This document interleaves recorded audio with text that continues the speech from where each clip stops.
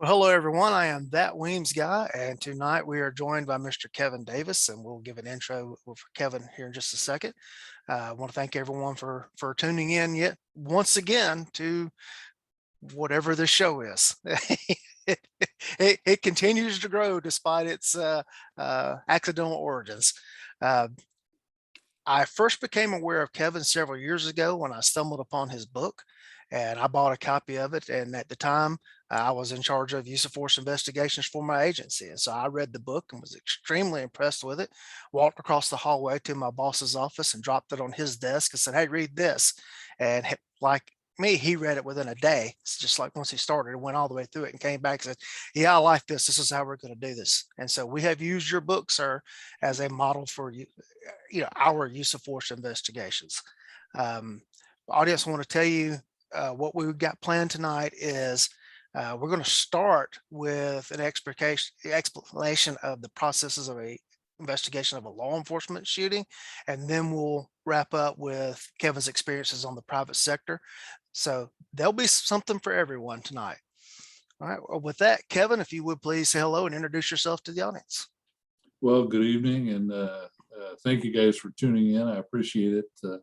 As Lee said, and thanks so much, Lee, for having me. I'm now retired from law enforcement. I retired on the 1st of April after 39 years in law enforcement, the last 31 years with a large urban agency, variety of different assignments from night shift street patrol to street narcotics, SWAT. Had a large stint in the training bureau where as a full-time trainer, including firearms instructor, and I taught use of force for probably somewhere around 27 years.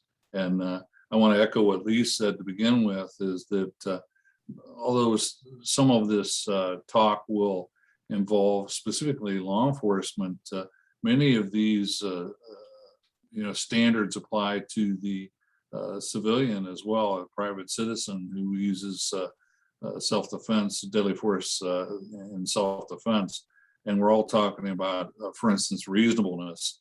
And that's the key of all this stuff. And that's what I try to build when I defend law enforcement officers, what I try to do when I defend private citizens, and also when I work for the prosecution and those people that aren't reasonable and are thugs trying to use self-defense to get off for murder and other charges. So thanks again, Lee. I appreciate it. Yeah, you actually mentioned a word there that might actually be a really good place to start, other than what we have planned, and that's the whole notion of reasonableness. And what I think escapes a lot of people is that you don't have to be right; you just got to be reasonable. No, that's accurate, and and even in law enforcement, I recently taught one of my use of force investigations class for law enforcement. And I make the point that, I show some videos where, I say, okay, who in the class thinks that this use of force was reasonable?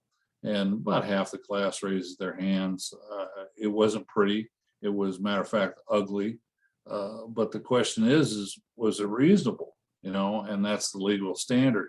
Half the class says yes, half the class says no. And I say ipso facto that equals reasonableness, because reasonable minds can disagree. And, we don't have to be perfect. We don't have to use the minimal amount of force necessary.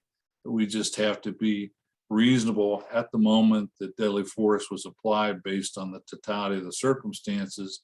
And in our case, whether it's the officer or the citizen, they're reasonable perceptions. So those factor in terms of the determination of reasonableness.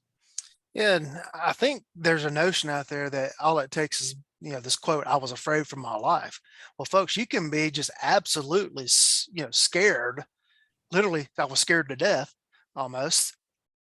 And the fact that you were experiencing abject fear and you responded to that does not necessarily mean that your actions were reasonable.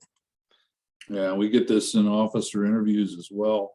It's as if, and I don't think, I've never heard an attorney say, "Oh, by the way, while you're being interviewed, make sure you say that I was in fear for my life. And in reality, that is a conclusion. And what you have to do, whether the private citizen or the officer, is you want to go in there and you want to articulate the totality of the circumstances and your perceptions to make the case that your fear for your life was reasonable. And sometimes that takes some work. And nowadays, whether it's law enforcement or private citizen, it takes more work than ever to arrive at that, to come to that conclusion or make that case. Right. And, the opposite of this is also true as well, is you could reasonably believe that your life is in danger, but you may not experience fear. Oh, and that's based on your experience and everything else. One of the problems that we run into on both the law enforcement officer as well as the private citizen is that much of our training is not in that confrontation simulation scenario based structure where the officer or the citizen is becoming familiar with that fear. You may, for instance, based on the circumstances, the thing cooks off so quickly that you don't have time to experience fear. It's just what we call in motor learning stimulus response. In other words, you round the corner, hypothetically, you round the corner, there's the guy with the gun, you draw and fire, boom, you didn't even have time at that because circumstances were so quick to experience fear. And fear is felt by everyone to some degree, depending on the circumstances. And what that is a part of our autonomic nervous system. And autonomic means automatic. In other words, we can't control it. And that's the sympathetic nervous system, or SNS. And based on our perception of what's going on, we get a hormonal based brain secretion that triggers this cascading effect that has adrenaline, noradrenaline, all these powerful chemicals secreted in our body that causes fight or flight, or freeze, those three responses. So, depending on your perceptions, if you have a lot of experience, say, you've been in a lot of fisticuffs before as a kid, or as an officer, you run those hot calls all the time, you're less likely to develop a severe fear response. And as I would say to those people, the private citizens listening, as well as the officers, is if the private citizen has to go out, and there's some friends of ours that do some great training in this area where they do confrontation simulations, and they really take the student to a place out of their comfort zone where they have to respond and they have to deal with this SNS response. And if an officer is not getting that training from his agency, and let's be honest, that type of training is just, they're cutting training, they're not adding to it now, surprisingly. But an officer as well, if you want to get good at dealing with the SNS response, you got to go there in your training.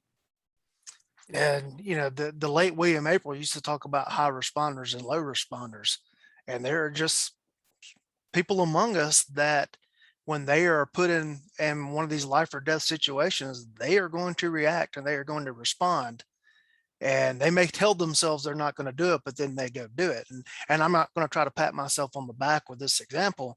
Another deputy and I did something really stupid to save someone's life one time. And we saw her in danger, and we put ourselves in an incredibly stupid place to do it. And after it was all over, he looked over at me and said, if our mothers had seen us do that, we would both be in very, very, very, very bad trouble. And that would definitely have been the case. Well, I can recall just a short story about, and I had advanced training before I came to the police department. I was a deputy for 8 years prior to coming to my police department. I had worked patrol and was really immersed in the training, street survival and all that stuff before I came to the PD. And remember a guy one time who was mentally ill.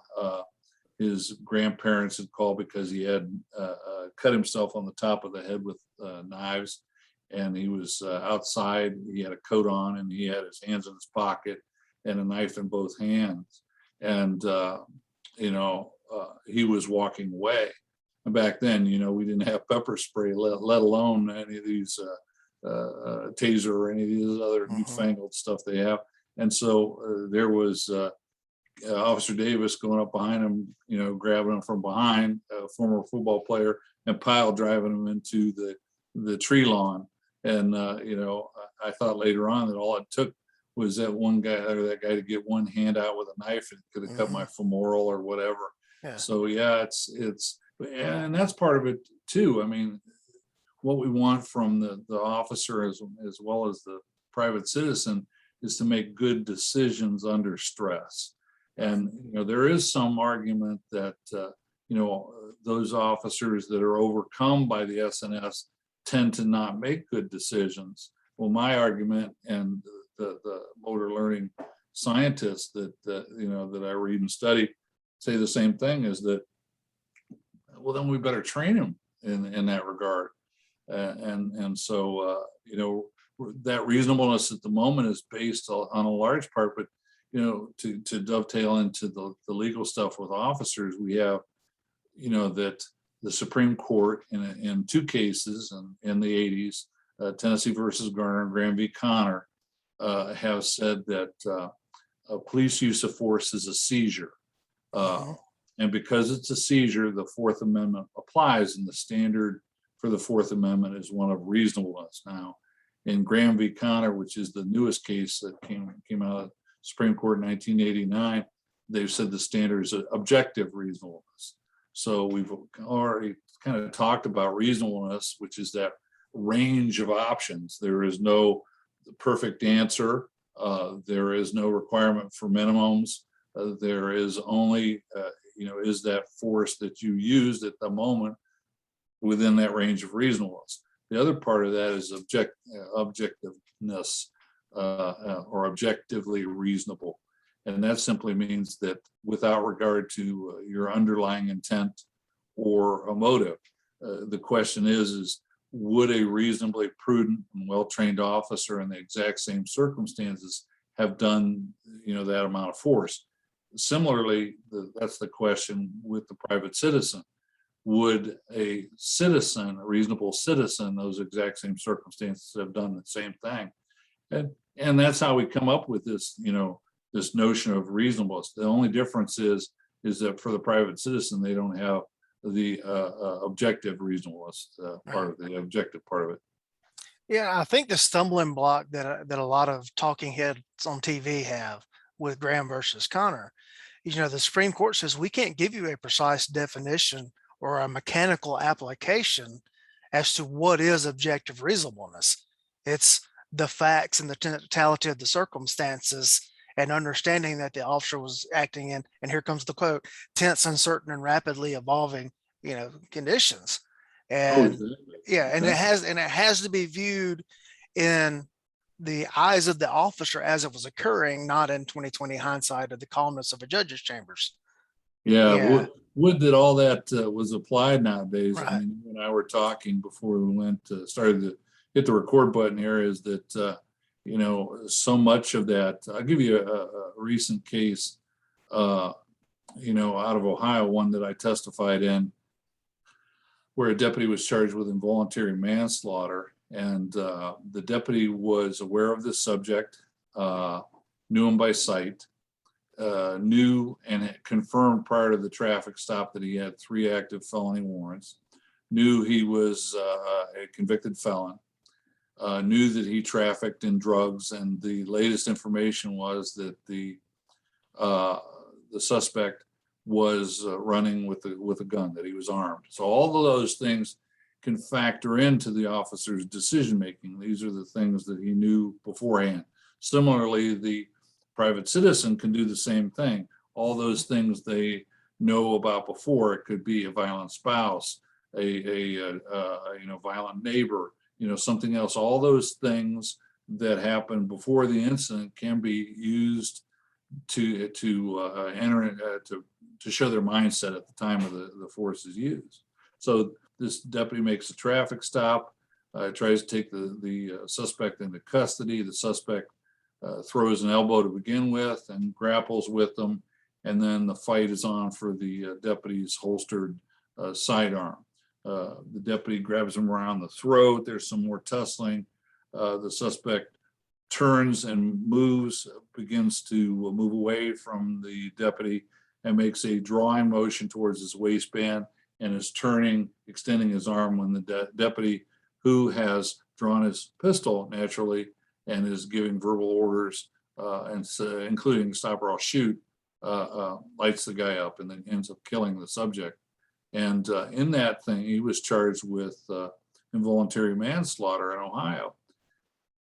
And the amazing thing is, and this is once again happens to police officers as well as a private citizen, is you have this political prosecution where the prosecutor is a junior prosecutor from another county, has never even dealt with an officer involved shooting before, and he refuses to accept the standard in Ohio, which is Graham v. Connor, on the use of deadly force.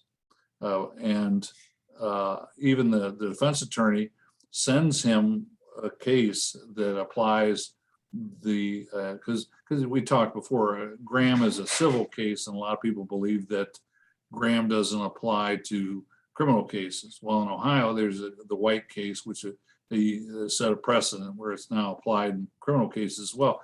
Anyhow, the prosecutor refused to read the White case, and so here you have a law enforcement officer who's been charged with a crime when everything he did was within the law, and you have a prosecutor who's engaged in a political prosecution who refuses to read the case law about the use of deadly force by a law enforcement officer. The good news is he was acquitted. The bad news is the shooting happened in 2019, and it just went to trial this year. So that deputy has been, once he was indicted, his agency had to put him on suspension without pay. So he's been without pay the whole time. And here is there are so many corollaries between that type of trial and prosecution and what a private citizen may go through. So, I don't want the audience out there to think, oh, this is just cop stuff. No, it's not. I mean, the same prosecutors and the same investigators, the same people that are investigating private citizens investigate police officers. And a lot of times they don't know their business. So. Yeah. And to tie that to the private citizen, say if you get involved in a shooting and you may be ultimately vindicated at trial, if it gets that far, you may go 2 years while you're waiting for that to happen or longer, but is your job still going to be there? If your name's been flashed all over the local news and you're indicted for murder and you're working in the private sector, okay, you just may walk in and they call you and say, don't bother showing up because you don't work here anymore. Are you going to be able to make your mortgage payments? Yeah, especially if you get some media play and you're vilified, which happens quite a bit. I had a case in Pennsylvania. I worked as an expert in which a part-time school resource officer was charged, and once again, a perfectly good shooting with murder. Well, in Pennsylvania, murder is a capital offense, which means there's no bond.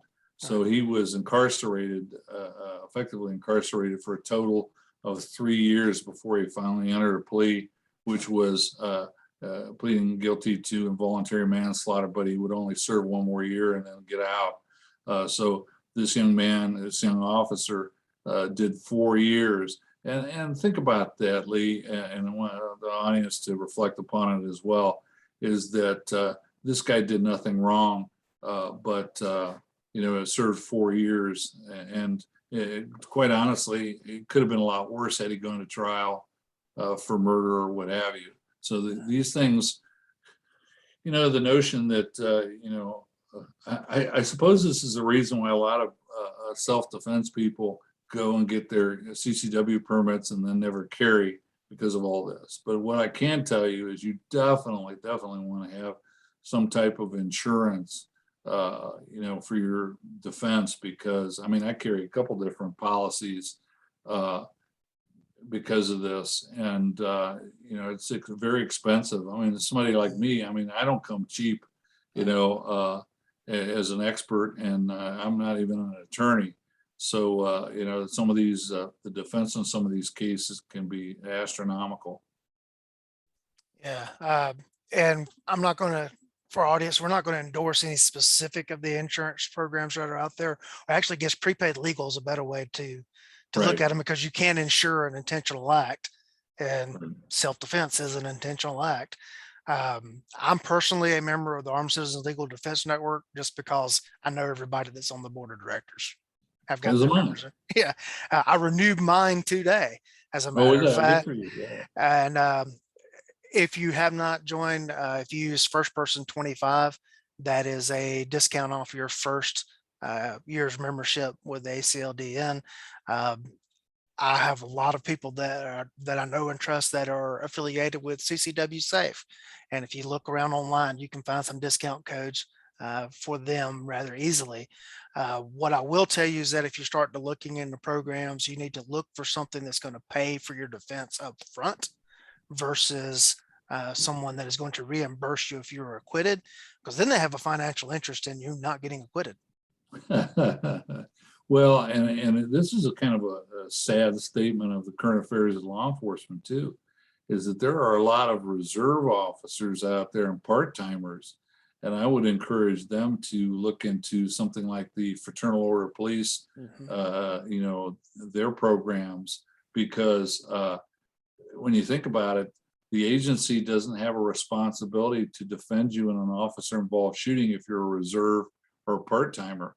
And that's exactly what happened in the case in Pennsylvania. There's so many things we could get into, but you wanted to talk about investigations and all this. That's a great one, because there are different types of investigations, as you will know, and there's a multitude of them, and a multitude of people that may be investigating the police officer versus the private citizen. Right.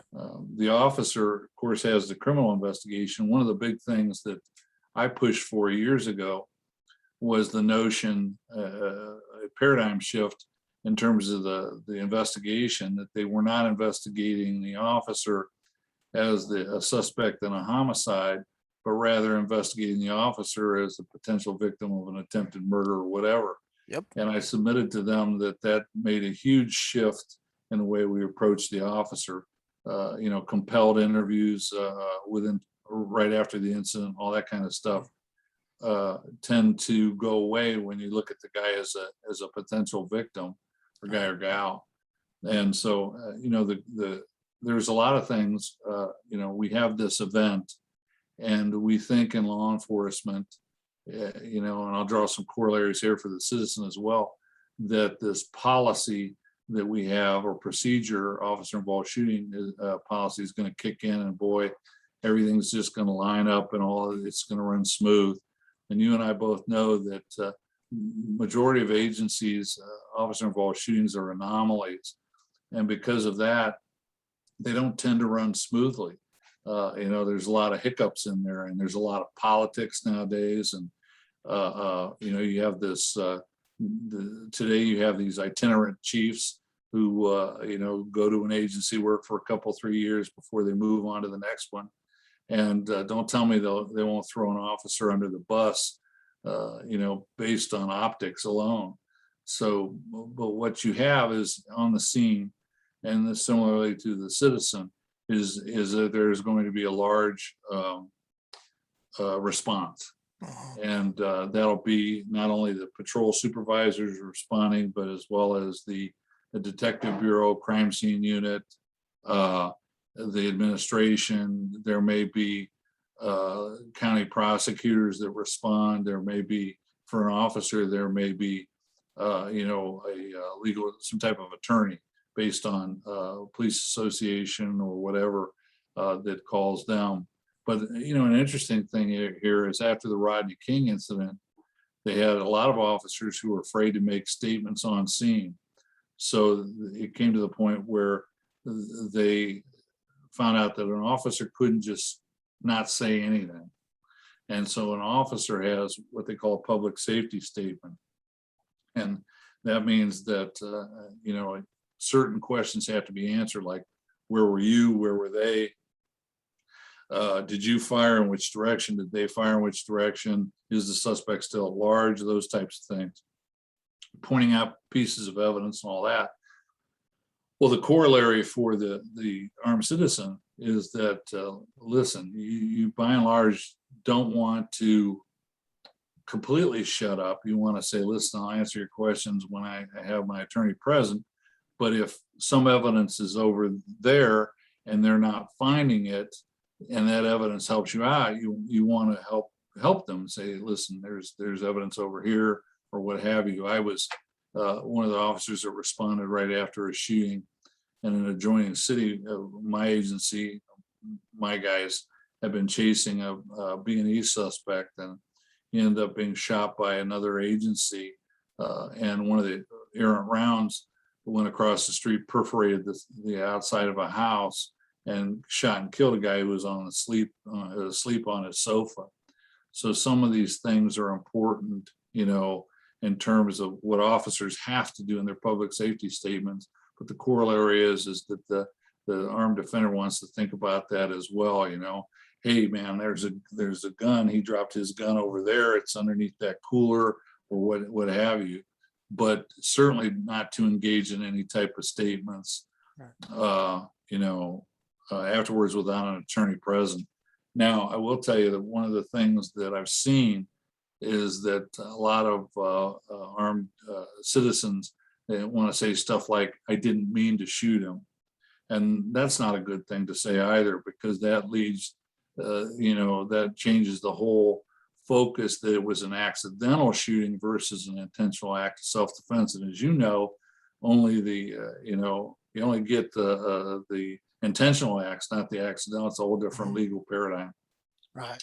All right. Let's specifically, I should pick easier words to say, talk about the investigation into an officer involved shooting. We'll explain that process, and then we'll, that way we can point out the differences for the private citizen as it goes. Okay. When an officer is involved in a shooting, it triggers at least two investigations right off the spot. There is a criminal investigation into that use of force, and then there's a separate administrative investigation into that use of force that looks at the policy side of things. And the administrative investigation gets to see everything from the criminal side, but the criminal side does not necessarily get to see the administrative side if the officer is compelled to make a statement. Right. And one of the things is, a bad thing is commingling those two. In other words, a criminal investigation should focus on whether the use of deadly force was within the law. That's the standard, and it's a legal standard. Policy does not apply. Now, in some states and some areas and some court districts, policy has more of an impact on that, but it's not the ultimate question as to whether the use of deadly force was within the law. So this internal investigation, for lack of a better term, IA, or however you want to phrase it, focuses on whether the officer, followed the policy and procedure, training, and a variety of different things. And you're right. The officer always has the right, as does the private citizen, to invoke their Fifth Amendment rights in an interview. They can always say, I refuse to make a statement on the grounds it may incriminate me. Boom. In essence, in a criminal investigation, things stop, because you can't be privy to what you talked about, which is the compelled part. See, the law enforcement officer can't say nothing. He can be compelled by his agency under the threat of discipline to make a statement. And once that, it's called a garrity warning. Once that garrity applies, then that statement can only be used for internal purposes or for a civil case, Mhm. but the investigators, criminal investigators, would have to get up and walk out. Now, this is kind of an interesting thing that's currently happening with the prevalence and the pushing of outside investigations, where say a large city, because of politics, no longer does their own OIS investigations. They use, down with you, it'd be the GBI.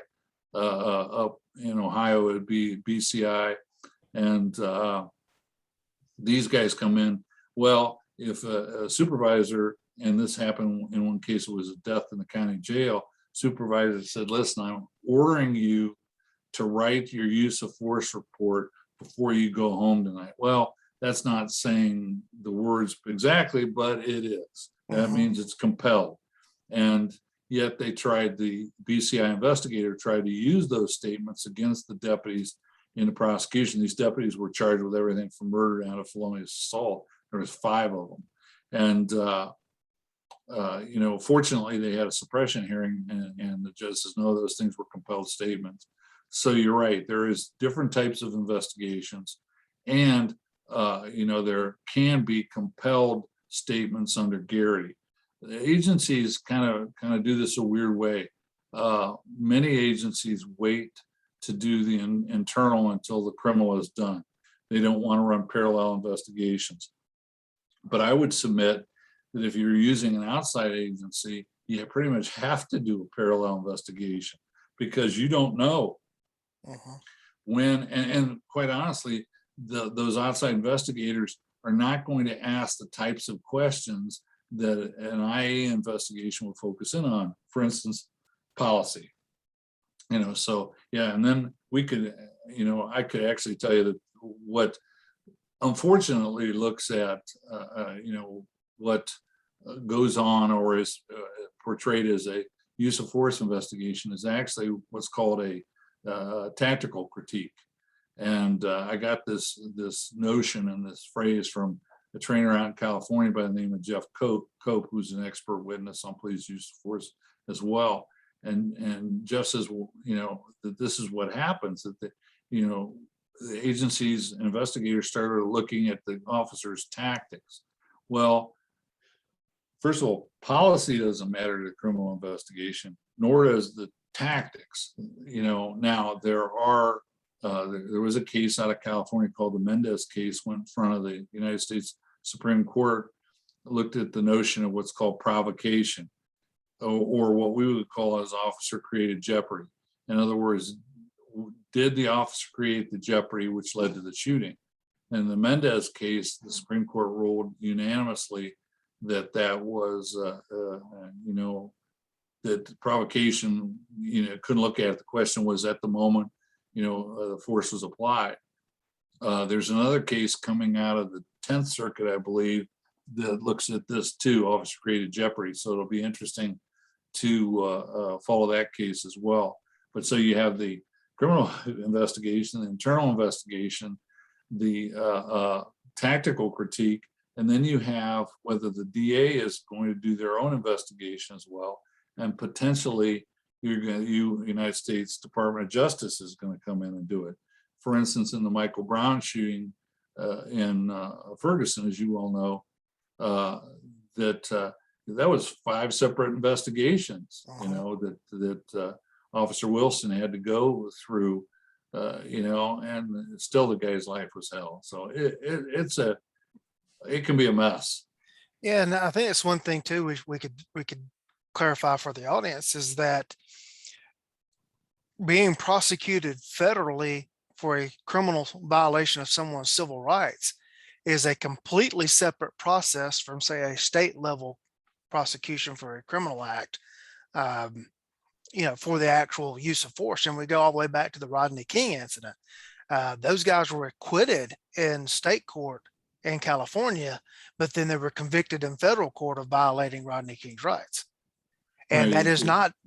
that is not double jeopardy, No. because they weren't being retried in federal court for the underlying criminal act at the state level. They were being tried strictly for the violation of his civil rights. Right, and that's Title 42 United States Code 80, Section 1983 and 85, which is violation of civil rights under color of law, Mhm. and that's what you have. And quite honestly, you're going to have, listen, you talked about my book earlier. The book was a manifestation of teaching use of force investigations classes. And I came to this conclusion, this was back before 2012, that we were coming to the time where we would they would rather charge an officer and make him prove his innocence than vindicate him in a professional investigation. And we're there now, brother. We're Yeah. there. And we're there for the private citizen as well. It's because of the politics, because of the optics.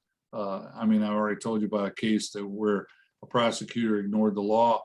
I mean, we recently had in Hawaii 3 officers who were charged by the prosecutor's office, Honolulu PD, in the shooting death of a 16-year-old, even though the grand jury no-billed all 3 of them.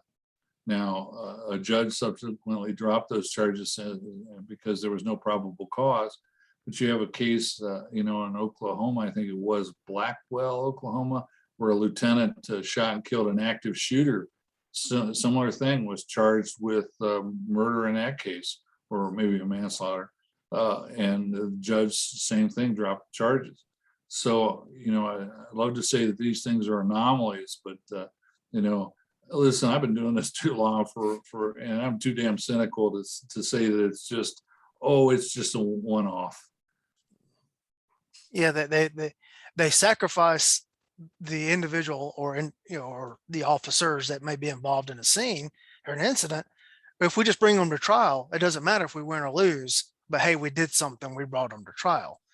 And you could be perfectly innocent of any kind of criminal act, but then your life's going to get drug out into this whole process. Oh yeah. And the process, like we said, is the officer at the scene is sequestered from other officers involved.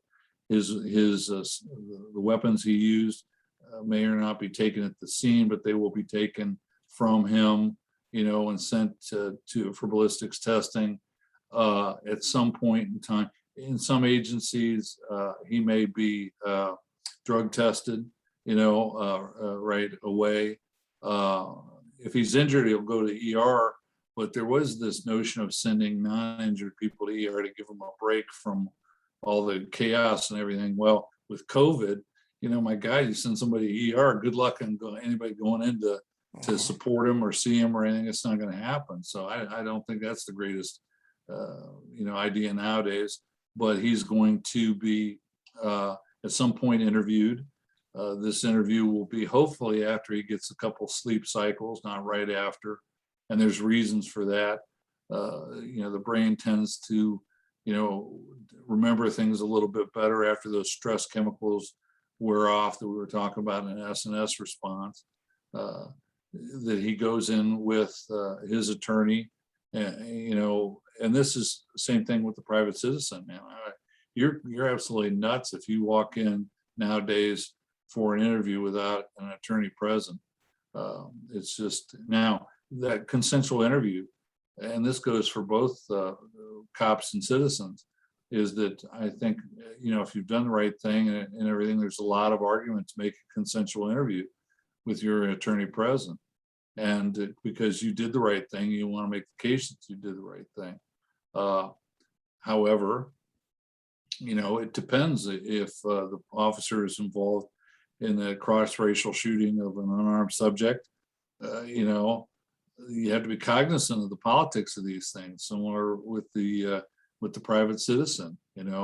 But consensual interviews, in most cases, I think consensual interviews are the way to go. That thing about shut up and don't say anything is kind of ironic, because I said at the onset of the our evening together is that it's not enough to do the right thing. You got to make that argument. You have to prove your case, and it's that notion of innocence until proven guilty. In these types of situations, you have to make the case. It's just the way it is. You can't just sit back and let them, not say a word, and let them try to, find innocence or guilt, because it's not going to play well. Right. I want to back up for just 1 second onto the federal side of this. You mentioned the 1983 sections. Well, folks, those apply for acts under color of law. And a little bit of history, those were passed in 1875 to combat the Ku Klux Klan. And then in the 1960s, civil rights attorneys realized that they could be applied to any governmental action that would tend to be a civil rights issue. Well, there are corollaries to this. I think it's 18 USC 241 and 242 that Mhm. would apply to private citizens that were engaged in a conspiracy to deprive someone of their civil rights. So you could potentially see a federal civil rights investigation as a private citizen. Yeah, and in this out of this current Justice Department, who knows what we may see. I mean, when you're going after soccer moms because they're talking loud at school board meetings, I don't know where we're at. It's an interesting thing. You know, so much. Let's be honest. We're not at a good place, both as a law enforcement, entity or officer, or as a private citizen with violent crime. Right. This year and last year was really tough. I looked at the numbers recently about the number of people, the unarmed subjects that were shot and killed by police this year. That was in September. And, let's see, here's some numbers. I never trust my memory here. As of the 28th of September, I looked at these things, and that there were 18 unarmed subjects that the Washington Post classified as unarmed. That's out of a total of 648 that were shot and killed. That means that 630 suspects were armed with something, from a gun through a toy weapon, a car, could be a variety of different things.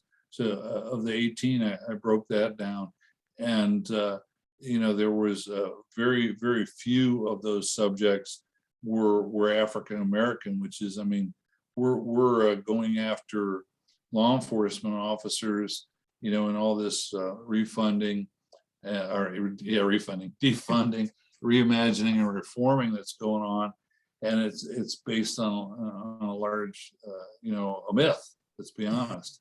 And here, what's the response to that been? Well, the FBI recently came out with their crime stats for last year, and violent crime went up 30%. That's the largest increase ever, I think, at least since 1968, or maybe when they started the thing. So, the realities of use of force by police are not being looked at. Right. The facts and circumstances are not being looked at.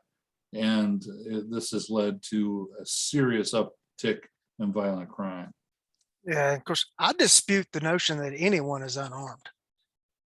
Well, you get these guys, yeah, well, it's exactly, I break it down, and you have a number of people in this thing that attacked officers, attempted to disarm them, took a baton and choked the guy. One guy, imagine this set of circumstances in LA. The guy intentionally rammed a LA patrol vehicle, gets out of his car with body armor, visible body armor, with his hands behind his back, walking towards the officer and giving them a countdown, a 3, 2, 1, before he extends his arm out towards them. And of course, they shoot and kill him. He doesn't have anything. So these things, I don't know. You're absolutely right. When you look at that 18 and really break it down, there were a lot of hyper-violent subjects, whether under the influence of alcohol, drugs, or something else, or mentally ill, that attacked officers, and unarmed is not the proper way to look at that. I mean, you have to look at the context. The crime stats from the FBI have a category for what they call personal weapons. And what personal weapons means is hands and feet. Oh, yeah. Yeah. And how many someone can do a times lot of damage. Well, listen, Lee, I don't know about your area, but, when on the street, when there's a street fight between two citizens, and one of them goes down to the ground, in a group of people, what's going to happen? They get They're going stomped. to get stomped, I watched a melee. This was after a shooting that left, it was a fatality where all these people congregated in the parking lot of a local gas station, and literally people were throwing down. It looked like, I mean, I don't know, you can't, WWE on Monday Nitro, whatever the shows are, couldn't have that level of throwdown. I mean, everybody was fighting. Women, and the women are grabbing each other's hair and pounding everything. Quick story here, a lot of times in these fights, the weaves are pulled out of somebody's hair. I remember one time I went to a call. It was at a weave party, and they were fighting outside. So when we got there, it looked like little bighorn. These tumbleweeds of hair were blowing down the street. People don't believe this stuff, but yeah, hands and feet, and stomping and everything. Multiple offenders as well. I mean, a great quote from Horry and Gracie, one of the Gracie brothers, is ask the questions about, could you beat two of you on your best day?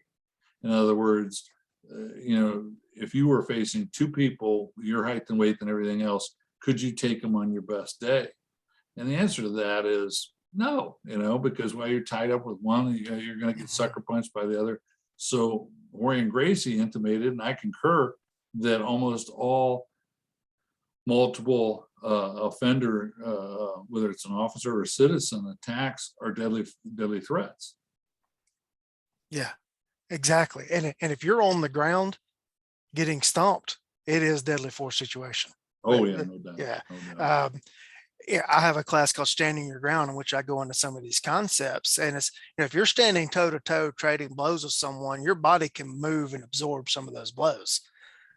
But if you go to the ground, there's nowhere for your body to go to. So that force is going to shatter a rib and send it into your spleen or your liver or into a lung. And you have got serious problems in that situation. Head stomp on when the head's on against the asphalt, or even when it's off and concusses against the hard surface. Yeah, absolutely true. But yeah, these are things that people don't think, officers don't think about them, and people don't think about it. And those are variables to be factored in, things like, officers dealing with the naked guy that's on methamphetamine in a situation, what we call excited delirium.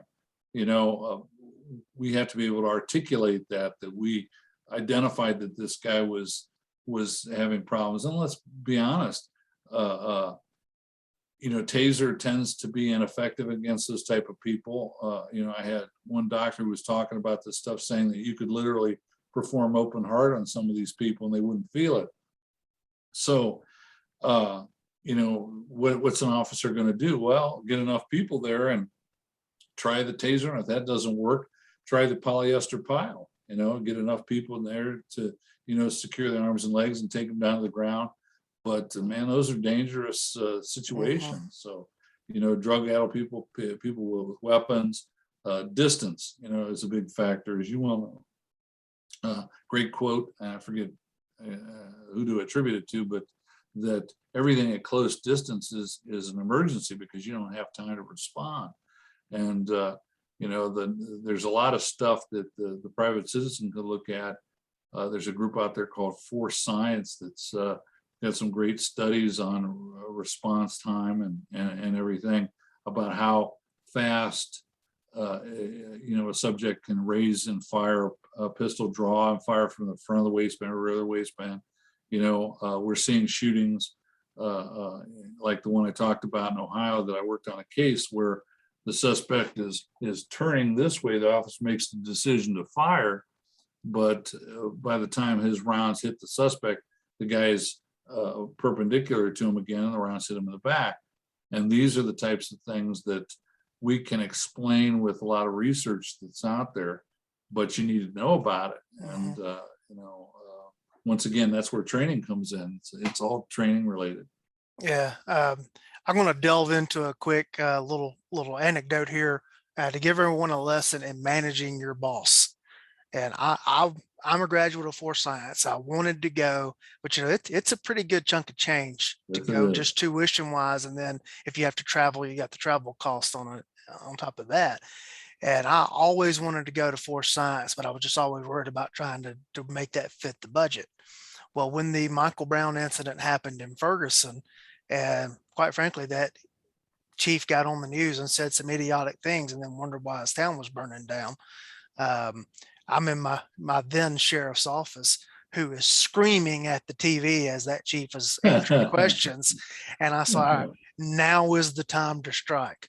I said, you know what, boss? I said, there's a class that you and I could go to so that we don't say stupid stuff like that when we get interviewed.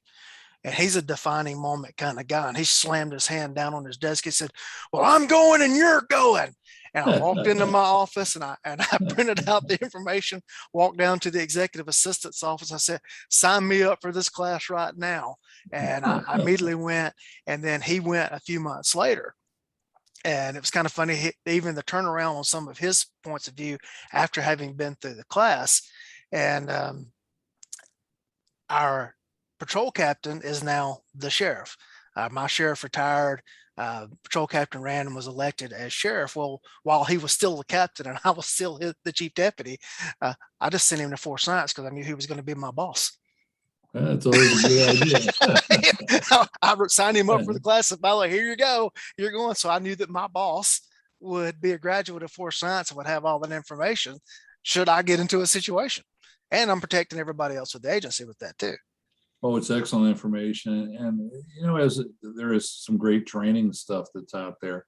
I know our friend Masayub does a class on, defending yourself. And I think it's called the judicious use of deadly force or similar. And, one of the things that I'd like to sign up to attend because, we've done so much work with law enforcement. It's good to go branch out to the private sector and the private citizen as well. But what I was going to say is that, an interesting story is that when I was forced out of the training bureau by a chief who is now convicted of crimes in office, so I can scoff at that. After I left the training bureau, I went to the body worn camera unit, and my new chief said, Kevin, he goes, you're not going to be investigating use of force on video. And I said, well, I didn't know that, chief. And then I subsequently worked on every single officer involved shooting. And at one point, one shooting case, which was a cross-racial shooting of an unarmed subject, I had the mayor's executive assistant, the safety director, the chief of police, two deputy chiefs, the media person for the mayor, and the public information officer for the department, all in my office while I broke that shooting down for them while it was within the law. And that was after I sent myself to training that they refused to send me to. So, it has worked out for me. And as you well know, I look at training. I go away, and it was all I'm involved in an organization called ILEADA, International Law Enforcement Educators and Trainers Association, and I teach at their annual conference. And ILEADA, we talk about those of us who go. It's like the chance for us to recharge our batteries. And as you know, whether it's going to TACCON, whether it's going to another class, it's the chance to learn something new and to get a little fire in your belly again and everything, and learn information. This stuff is not static. It's changing all the time, and I'm eyeballing classes. There's a couple coming up before the end of the year. And I said, do I want to go? Of course, in my business, I can write it off now.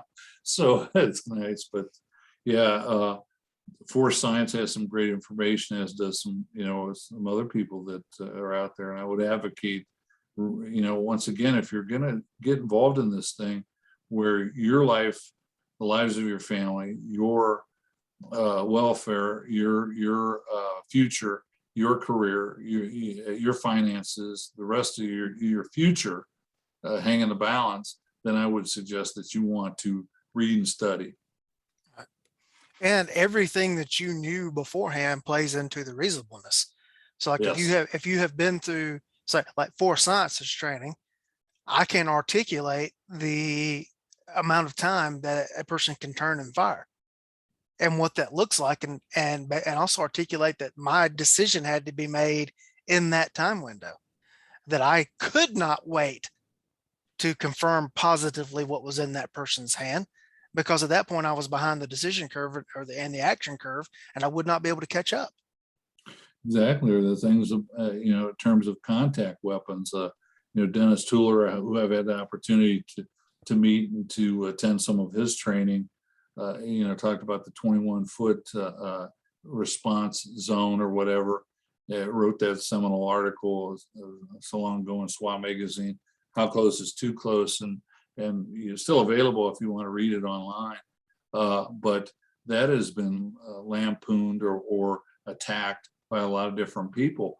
And yet, when Force Science or my friends at Bruce Siddle at PBC, what was formerly PBCT, now Human Factors Research Group, did some really high speed studies using advanced videography and everything, high speed video and everything, found out that 21-foot area is actually extended out more like 30 feet. And a lot of that stuff, as you well know, has to do with whether you're caught off guard or not. I mean, let's be honest, just if you're primed and ready to go, just like you're standing on the line waiting for the buzzer in the course of fire, you're primed and ready to go. But if you're completely caught off guard, it's going to take added time for you to respond. And that people get that wrong too. That it's not action reaction, it's action response, because all a suspect has to do is act. All they have to do is assault, draw a fire, throw a punch, whatever it is. They're not responding to any cue except an internal go signal. The defender, whether it be an officer or a private citizen, they have to go through this process. And they first have to, if you use the ODA loop, observe, orient, decide, and act, they have to observe it and orient themselves to it. So that's a mental process, as is decision. Now, hopefully the decision is a pre-wired response. In other words, like your draw stroke. The reason we practice the draw stroke is so we myelinate in the brain this motor program, so it's nice, hopefully nice and smooth when and if we need it. So it's not herky-jerky and fumbling around and everything. But even police officers, when they go to the range, oftentimes look like, there's something about a Pekingese and a football, but I won't talk about it. But you want to have that smooth motor program. And so once the decision, or there's the stimulus, the threat, if you will, the reaction to it, the decision to act, and then that response, that is called movement time from the beginning and to the end of the movement. And those two things, mental reaction and movement time, are what our response time. So we want everything working for us, in that type of situation.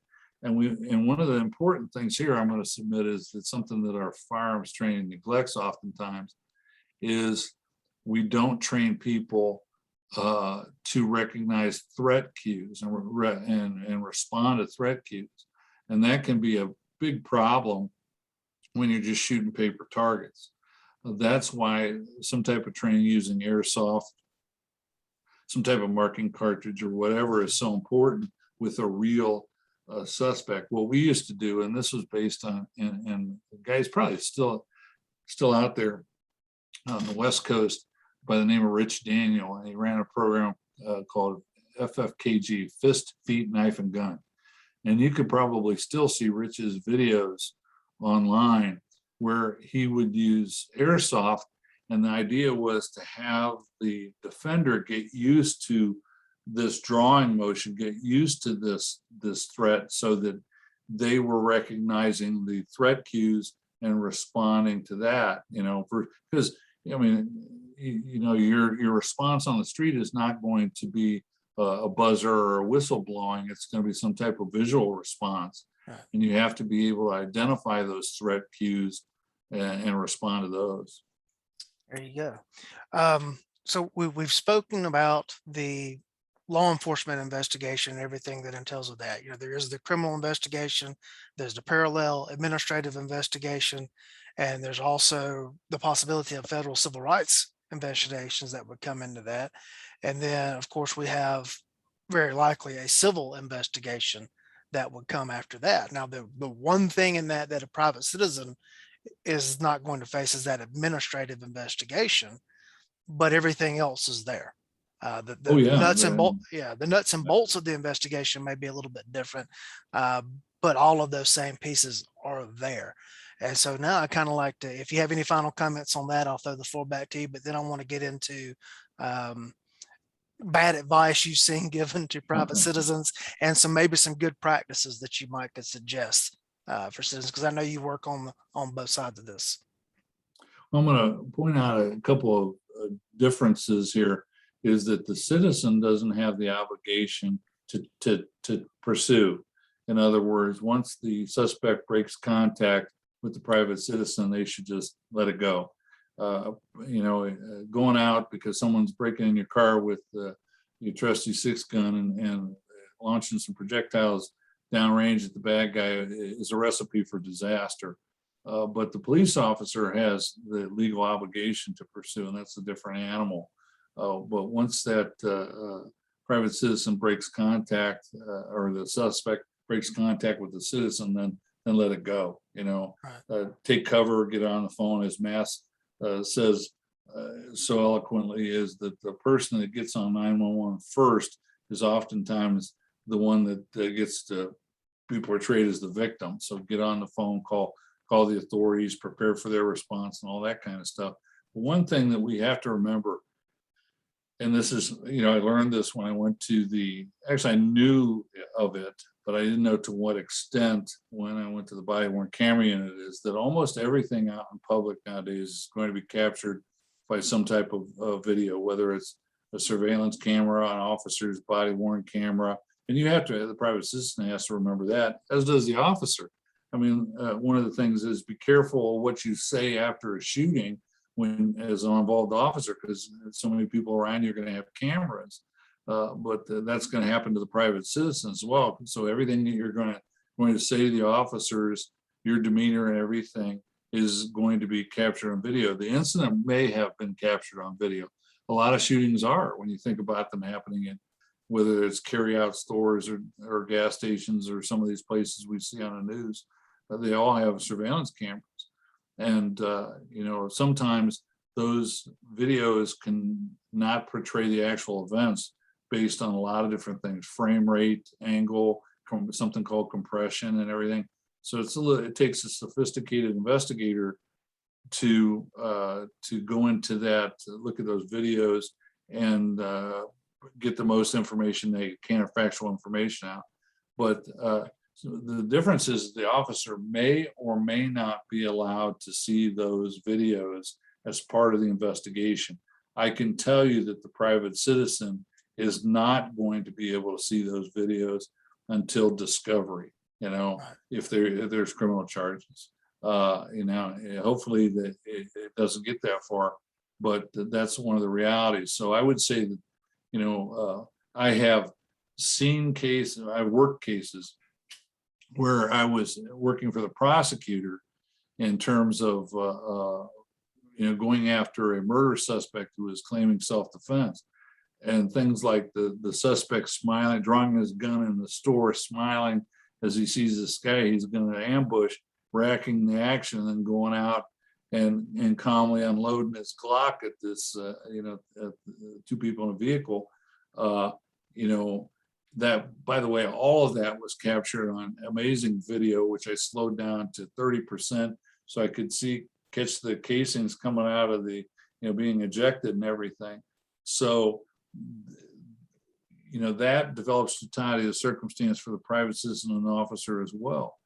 And I'm telling you that, video is a big thing nowadays, and Some of these things look bad, or potentially may look bad. That's why you need somebody that is experienced and educated with video to be able to make a proper assessment. Yeah, because video alone just doesn't necessarily tell an accurate story, and everybody thinks that it does. Um, but I would, one of the things I use in my classes is I ask people how many camera angles do they have to look at a replay in an NFL football game, and it's something like 14 different cameras. The last time I saw a number on it, maybe more than that, and we still have debates over whether or not someone caught a ball or not. And so if we can't decide with 14 cameras watching something as insignificant as to whether or not a pass was caught, why do we think we're going to be able to make clear-cut decisions on use of force? And another thing with cameras that they don't capture is something called resistive tension. When an officer or could be a or a citizen has hands on a suspect and they're feeling that muscular tension as the suspect is ready for the fight or ready to escape or whatever, that's not going to be relayed by the video. So there's a multitude of things the video won't capture. But I'm telling you, man, it's the big thing, and so many officers as well as private citizens are getting hurt by these videos because you have people that draw the wrong conclusions. They don't know enough about how video works. It's not an easy minefield to navigate nowadays, whether you're an officer or private citizens. It's really not. Or they draw conclusions based solely on the video without having talked to any witness or anyone involved in the incident. Exactly right. And they're looking at that just like with Rodney King. They take it down to that bare minimum and loop it, the media does, so it portrays the worst or the most action. But what it doesn't see, like down south, where you have the Alton Sterling shooting, where he was selling bootleg CDs, I think, in a carryout parking lot. Well, the shooting looked bad, but what you didn't know by the video is that the Alton Sterling had a gun in his pocket, was attempting to draw it at the time of the shooting. So, man, and here again, you have these officers who are prosecuted before the investigation is even completed based on politics. Right. And the other thing too with video is that we get to watch it in cold, detached reality. We can slow it down. We can play it from different angles. We can do all that kind of stuff. The person that's actually involved in the incident, they saw it in real time and had to make that decision in real time. And the reasonableness of their actions has to be evaluated in that perspective, not after we've watched the video 20 times. Right. Well, you said it earlier when you talked about 20/20 hindsight. I can take a video. I have the software capability to take, say, 6 seconds of video at 30 frames or 30 pictures per second. I can extract those pictures, individual pictures, and take them into a PowerPoint program where I can run it frame by frame analysis back, forward and backward, and I'll give you for instance, my guys shot a subject who was up on an elevated front porch, and the camera is at chest level. Remember, the camera is about 18 inches below the line of sight. So the camera records one thing, and the officer sees another because he can see above the surface of the front porch, and the guy's got a gun in his hand. And you just see the officer opening fire. Well, I had to slow that thing down frame by frame for prosecutors, investigators, and say, there's the gun in the guy's hands. It seems like back in the day, we could call it the good old days. We would take officers' words for their statement, as face value as to what they saw and felt. But now, man, if it's a video is not there, BWC is not recording it, it's something different. So, the video is the big one. It's and by the way, the amount of digital video has increased 85% just in the last few years. There you go. And I got to tell you, I'm not an agency administrator anymore, but in the time that I was, I love the body worn cameras because they exonerated deputies from false complaints far more than they ever found anything wrong in what the deputies were doing. And because the deputy would get accused of saying something in an interaction or doing something, and I just would tell the complainant, well, okay, well, come on, we'll watch the video together. I will see Yeah. the video for the first time with you here watching it with me. And oh, there's video. Well, yes, yes, there is. And then they want to back off on their complaint. Yeah, And patrol ops guys said the same thing when they bring people in and let them sit and watch the video, and then they would withdraw their complaint. So I concur with that. However, once again, it takes some education, it takes some training, it takes some experience to be able to properly analyze video. right. And there's always going to be second guessers and naysayers, even in a stone cold justifiable shooting. We Oh had yeah, one. yeah, and the shooting that I talked about, where with the mayor and everything. Uh, Later on, a city council member, they suggested that he come in and that I go over the video with him. He was a Harvard educated attorney. That can be good and bad, I guess, but he simply refused to acknowledge that when this subject turned towards the officers and got in a bent arm, what we would call a weaver stance, even though he didn't have anything in his hands in low light, he refused to accept that that was a legitimate use of deadly force. And that was simply because his bias was so political that he just refused to accept the facts and circumstances. Yeah, Uh, I yeah, hear some of the talking heads every now and then expounding about a case, and they'll Harvard educated lawyer, whatever, and they'll be on the news and they'll start talking about police use of force, and they start trying to apply a due process standard to that. Well, the Supreme Court in 1989, as you already said the standard in which these cases will be evaluated is, the objective reasonableness standard of the Fourth Amendment. So anytime some lawyer starts trying to talk about due process in relation to use of force, they're telling you they don't know what they're talking about.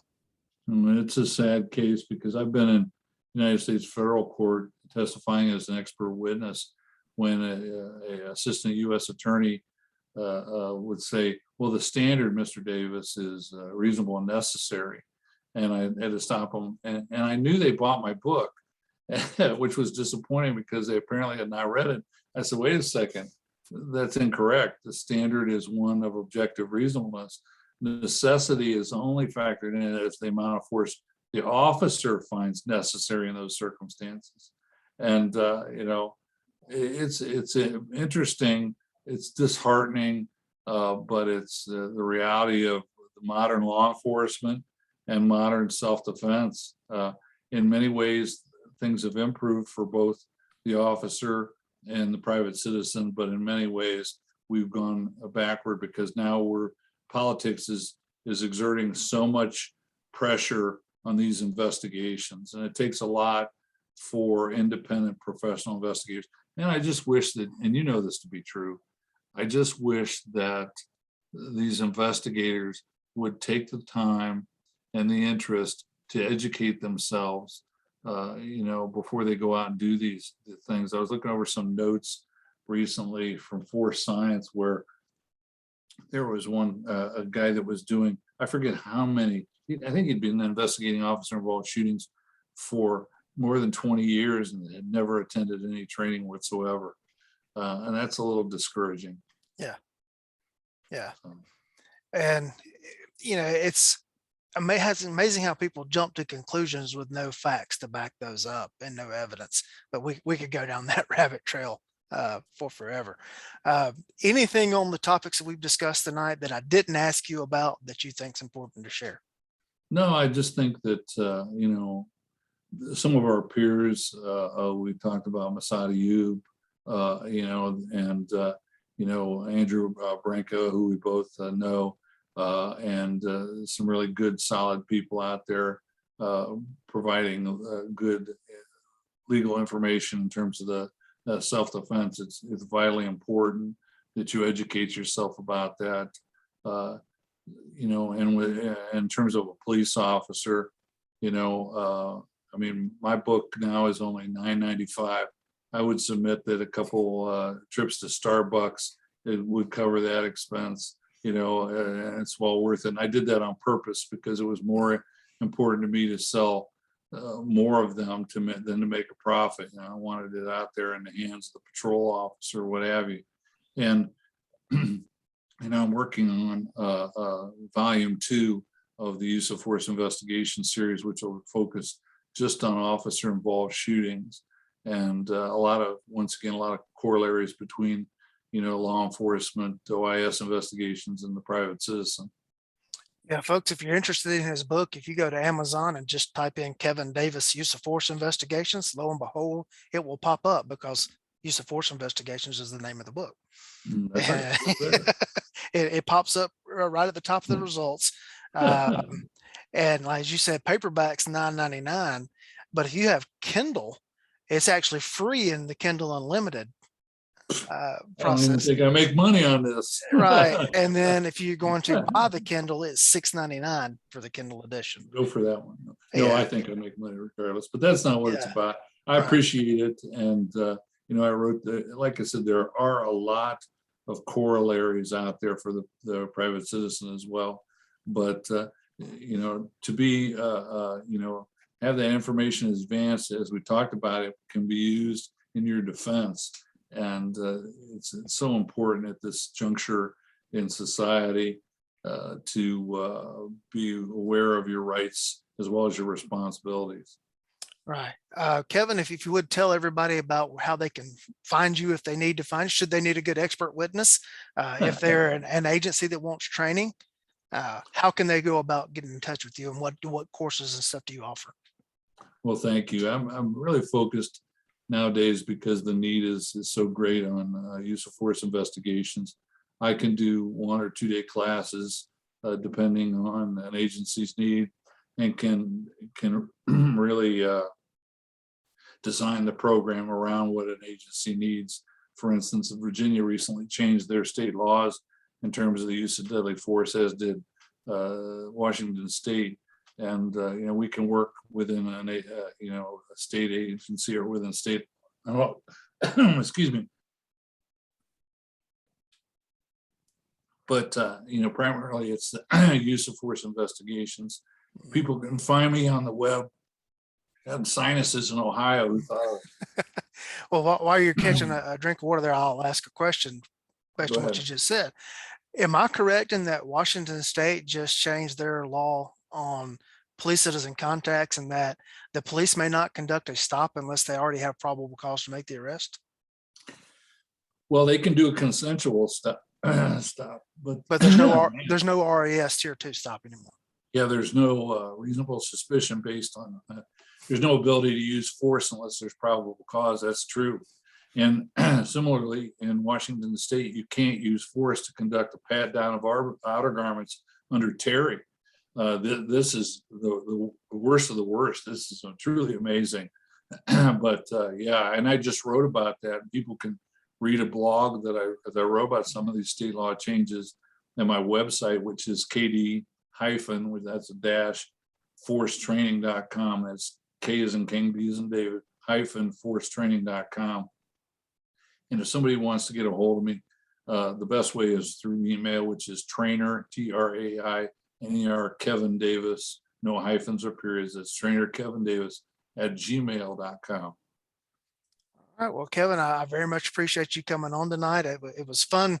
I had read your book, and then I saw you on the TACCON roster a few years ago, and I saw that come out. I'm like, I've read his book, and that's when we first got to meet each other in person, and kept up. And so thank you for coming on tonight. I very much have enjoyed our conversation, and I hope that our audience is going to take away some very good points from it, and have some places to look to go educate themselves.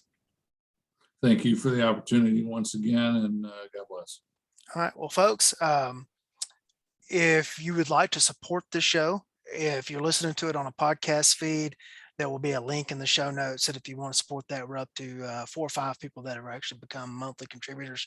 And then they got the little ad that I do on Anchor. And that's the only revenue coming in from the show. And all that's going to go back into, hopefully at some point, better production value than me sitting in my kitchen. And So everything is that's going on there. I would ask that you share the links to the show with your intelligent friends, but don't give it to the dumb ones because we don't want to hear what they have to say. We just want to have intelligent conversation here. And let's keep it going, and we'll keep doing it as long as it stays fresh and is interest in it. And I've been sharing the feedback with the guests that we've been getting about the episodes they've been on, and I can tell you that I am very gratified by a lot of the feedback, as are a lot of the guests. And so if you got some feedback you want to send, Kevin already gave you his email address, so you can send it to him or send it to me, and I'll share it with him. And everyone, we really enjoy this, and thank you for participating in it. And thank you for your time.